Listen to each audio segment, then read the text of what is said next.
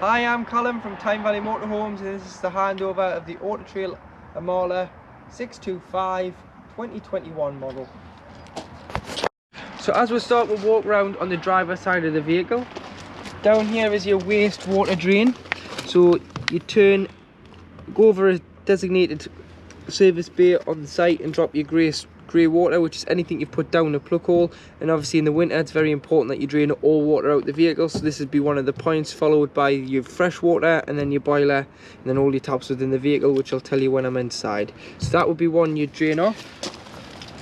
The toilet's behind here, so all your lockers open with the round-headed key.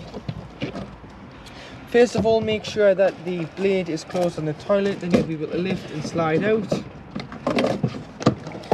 Got a handle there so you can drag it to the site in case it's heavy, and then empty. Remove the cap, press the button, tip it out like so. This is just water we've tested the cassette with. Once you've tipped it out, put some water in, give it a rinse, tip out again, and then if you're using the liquid form of chemical, there's a cap full so you can get 120 ml in here, pushed into there, and it's good to use if you're using it with the tablets.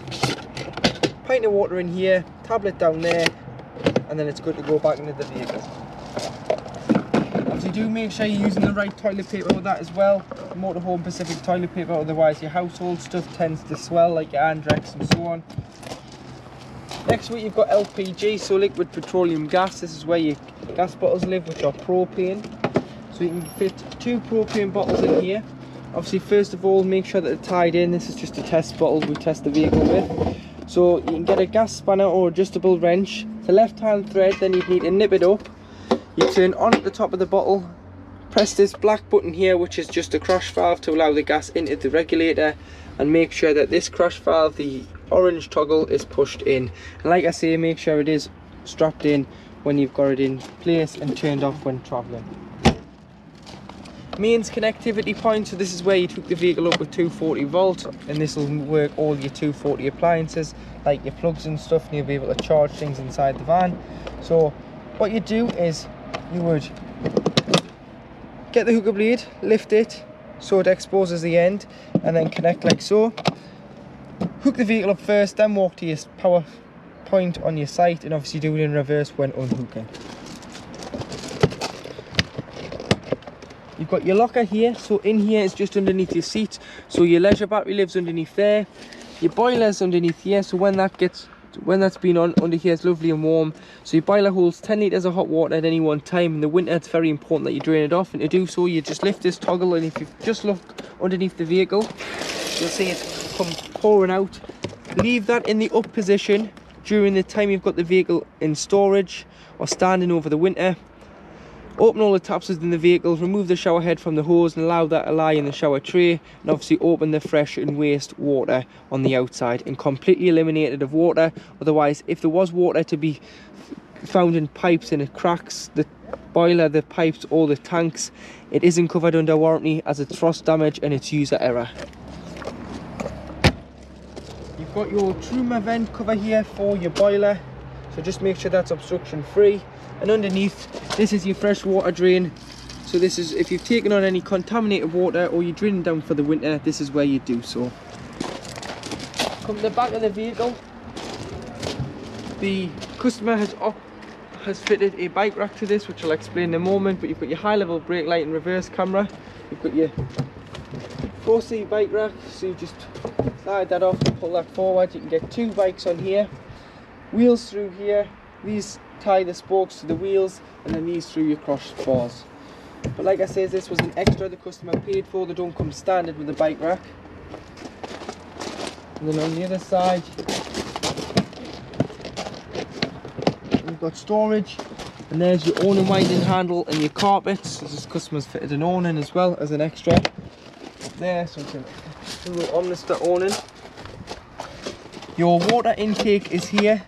So you put a hose pipe in there and fill till it either overflows or until you're happy you've got enough water, which you can see on the main control panel how much is in the tank by the reading. But what I would recommend is you get a hose and get some connections, because it's just a brass tap on most sites. That is lockable, and you've got your external barbecue point there, so it's an external gas feed. There's your spigot. You need to take that off with some scissors or some clippers. put that in some gas hosing and then connect your gas hose to the other side, your Kadak, your gas heater for your awning and various other equipment you can use on the gas. Turn on and off here and that'll work off the bottles on board the vehicle instead of carrying a spare. Put your 2 fridge vents. Your step for here is just this switch here. So your step comes out and then as soon as you put the engine on, that'll retract. You've got your diesel filler, which opens with the main ignition key to drive the vehicle. This one here. So you can open and shut. And then below you, because it's a new diesel engine, it's got AdBlue, which is a 19 litre tank. And when it is needed, it'll come up between the fuel and the temperature gauge. Just simply top it up as soon as possible, otherwise the vehicle will go into limp mode, and if it goes completely dry of AdBlue, it will fail to start, as it cleans the catalytic converter out at a certain temperature to keep the emissions down on the vehicle. But you can buy that in the drums, or you can buy that in, obviously if you buy it in the drums it might be worth keeping one on board the vehicle, but you can buy it on the pumps from most service stations. These are your winter vent covers for your fridge. They just clip over the top of them there, just to protect the fridge, and you can use them with them on. But obviously in the summer months you will have to take them off because your fridge can overheat. Tyre pressure, so 5.5 bar, which is 79.5 psi. Toolkits underneath the seat, so you've got a jack and a brace and a tone eye, and underneath here you do have your engine battery. On the side of the dashboard is where you'll find your bonnet release. So we'll just have a quick look underneath the bonnet.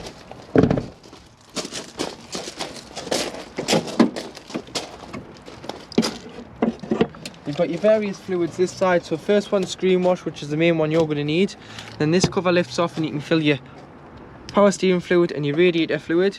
You've got your brake fluid, and then here you do have your oil and oil filler, along with your dipstick, which is 2.5. Dipstick there, paint code, which is 255. You've got your earth for a jump start for giving or receiving one, and then you've got your positive here for either jumping this vehicle or jumping off this vehicle for another one. 3.5 ton gross vehicle weight. If you were to fit a tow bar to this, you can tow 4,750 kilograms. And this is the weight you'd go off, not this one, because it's now been converted to a motorhome. So once inside the vehicle, this is your main 12 volt control panel. So you've got your on off switch here.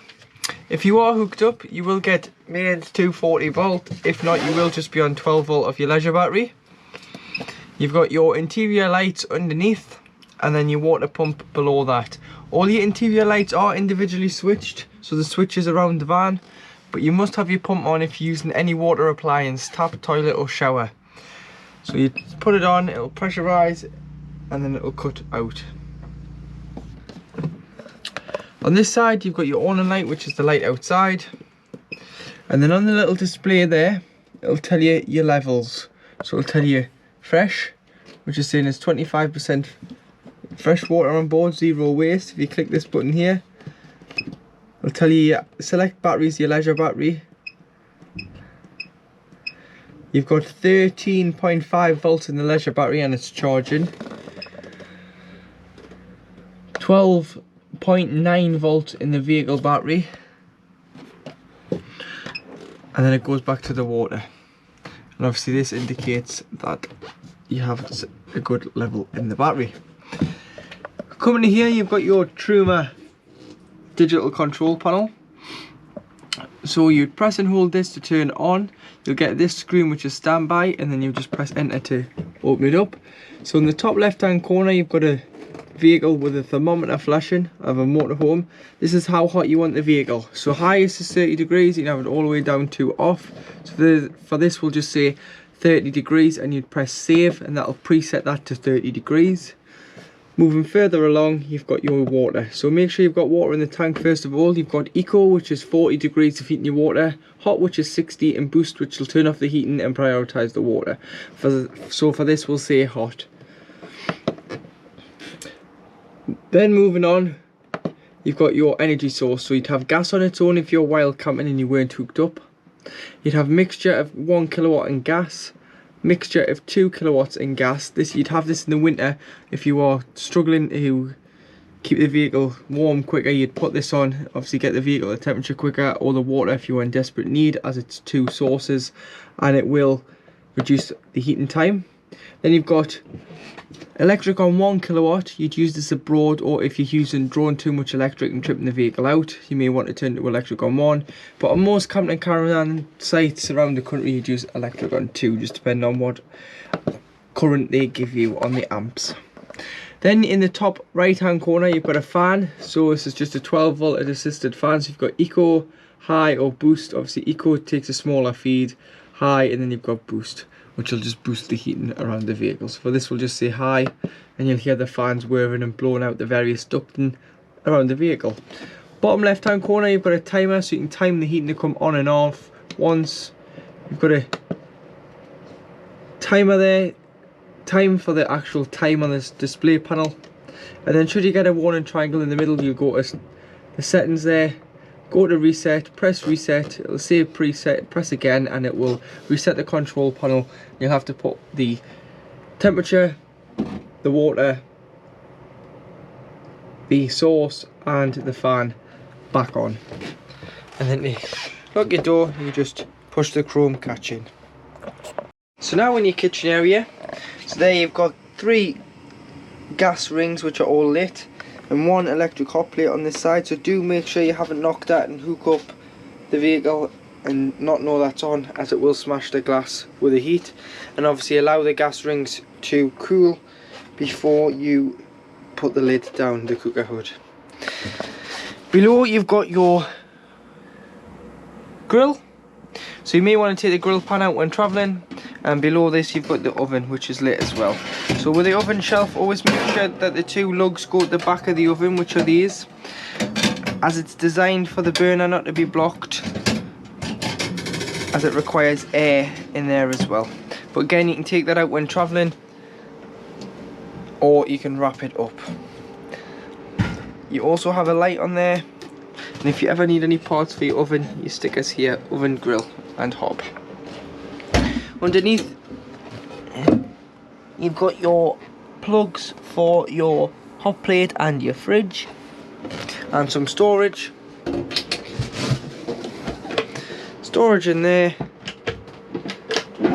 small cutlery tray.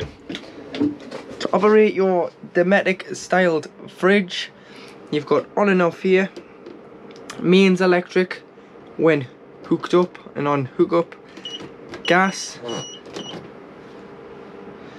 Sometimes it does fail straight away on the gas if you've just put a bottle on, which we just have. So if you've just turned your bottle on, always prime it through the hob first, and then the cooker will light. You'll hear it clicking and it's lit there now. So you'd have gas when you're wild camping and you weren't hooked up. Obviously if you're hooked up you wouldn't want to waste your gas, so you would use mains electric. And then the battery setting is solely for when you're travelling. So if you've had pre-chilled the fridge before, either at home or you've moved from site to site, you just put on a battery. It'll keep all your shopping nice and fresh no matter how long you travel. And then you do have temperature here as well. But the battery will only work when the alternator is working. In here you've got your little freezer box in there, and then just here, once you've finished with it for the season, if you clean it out, take all your remaining items out, clean out the fridge, last thing you want to do is shut the doors. It forms an airtight seal. If you press this toggle, these 2 lips come out, and then if you shut the door, you can see you can get your hands down the seal. You've got this storeway socket tower here. So 3 sockets there which you turn on and off, only on mains power, so they won't work when wild camping. And then above you've got your microwave, which is a mains electric microwave when hooked up, 800 watt, and it's connected through here, so should you need to disconnect it, you'd connect it there. And you've got bowls, plates and cup rack in there.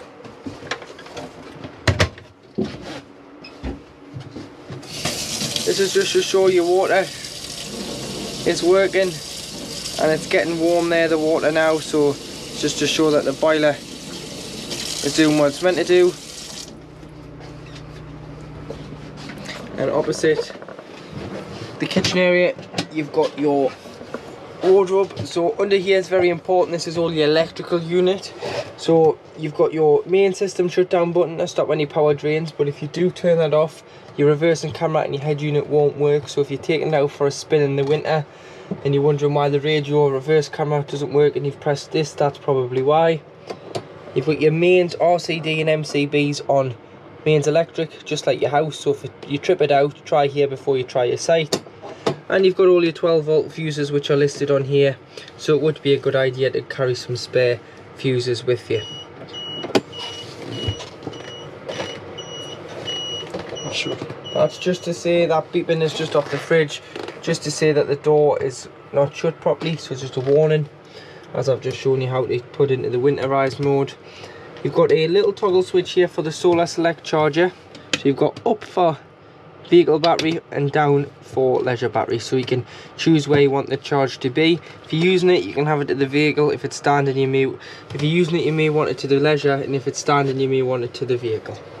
And you've also got your build number here in the bottom corner, so if you need any warranty claims or parts throughout its life, if you quote that number, then we'll quote it to Auto-Trail or whoever you're getting parts off, and they'll get the right parts for you, as it's a unique build number. Above, in your wardrobe area, you've got your telly booster, so you can min and max the signal, hanging rail, your carb mats in here, and you've got your step mat and your hookah bleed. Underneath your bench sheet behind your oven kitchen, you do have your gas taps here, which are these grey taps. These are mainly for when a habitation technician services the vehicle in line with the National Caravan Council's gas safety records. So to make your U-shaped lounge into a bed, you turn the turnbuckle and pull the lats out and slide out until they hit this grommet on both sides, the lug. So what you need to do is then lift the board, slide over the top and position the board back in on the other side of there.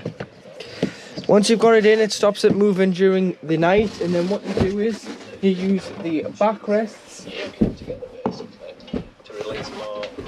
in there, and use this backrest in here. I'd also turn the base cushions upside down as well, as it's a flatter surface to sleep on. You can put a fitted sheet on and it's far more comfortable. All your little reading lights are individually switched on the switch on each. So you've got one here, one by your telly, one over there and one in the back corner. So now in the cab, I'll run through your cab controls. So with it being a motorhome, the handbrake is down to your right. And then on the door, you do have your electric windows, which is driver and passenger. And then your electric mirror adjustments, which is top and bottom, which is the blind spot. Also on the door, you have your Emirates carb line, so you can pinch them, slide them along. That'll block, or should I say black out, the driver and passenger window. And then you've got the same on the windscreen, so pinch, slide, and they are just on a magnetic strip in the middle there. So you just pinch them and slide them in the middle, and there you go. So if it's going to be a strong wind at night, put something around it like a hair bubble or elastic band to stop them pinging open. You've got your rear fog lights and your headlight adjustments.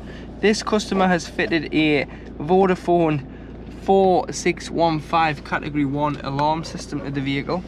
So to arm the vehicle with this alarm, you just press the key. If the key was to die, you've got this little fob here, and you've got arm and disarm. But if you wanted to arm the vehicle with yourselves in, or you wanted to leave the dog in when you popped out, you'll have to turn these ultrasonic sensors off so it doesn't pick movement up.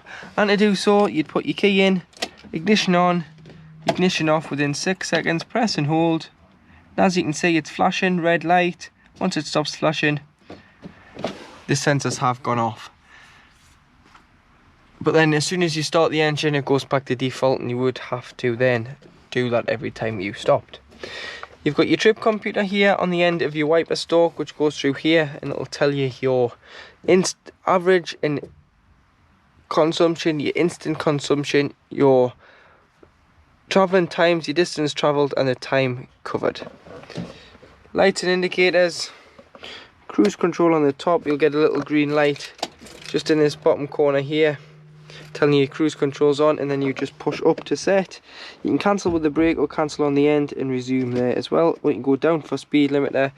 Push and hold will go up in 5s. Move it littlely, it'll go up in 1s. Hands free control, this will skip through your radio channels or your contacts, volume and mute. 6-speed manual gearbox, and if I just put the engine on there and put into reverse, your rear view camera comes on there as well. ASR off on the bottom's another way for turning your traction control off. This locks the doors, and it'll also lock your habitation door as well. So I've showed you how to lock it manually. You can just press this button on a night and that'll lock you in, apart from your lockers on the outside of the motorhome, which you will have to lock manually. Heated mirrors, USB for charging and 12 volt. You've got a cup holder there. The USB for the head unit is located in the top glove box, which is heated and cooled by the air conditioning. So for your temperature, you're on the outside ring. Must be on at least one or more for the aircon to work, which is this one. And then you do have your distribution, so where you want it to go to, face, feet, screen, and whether you're recirculating air within the vehicle or bringing fresh air in. Top of your XN head unit you turn on and off here, so do make sure you turn it off when you get out of the vehicle, otherwise it could flatten the leisure or engine battery. So just make sure that you're pressing this button and it's off, and that you haven't just walked away and it's been left on.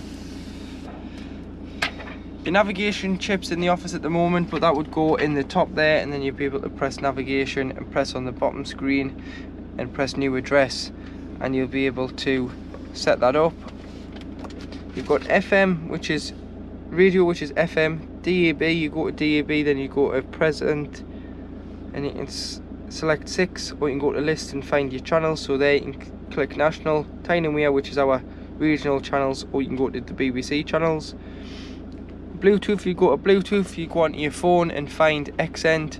It'll come up here, you'll press pair on here, pair on your phone, and then you want to allow your contacts to be synced. Press allow, and then if you're using your phone to stream music via Bluetooth audio, this would be the you would put this on, and then you can connect to your music from your phone.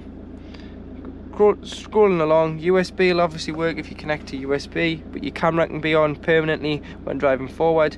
But you do have these shortcuts, so home, nav, camera, DAB, alternative, Bluetooth. Going right the way along it, I'll take you to settings, which is this one here,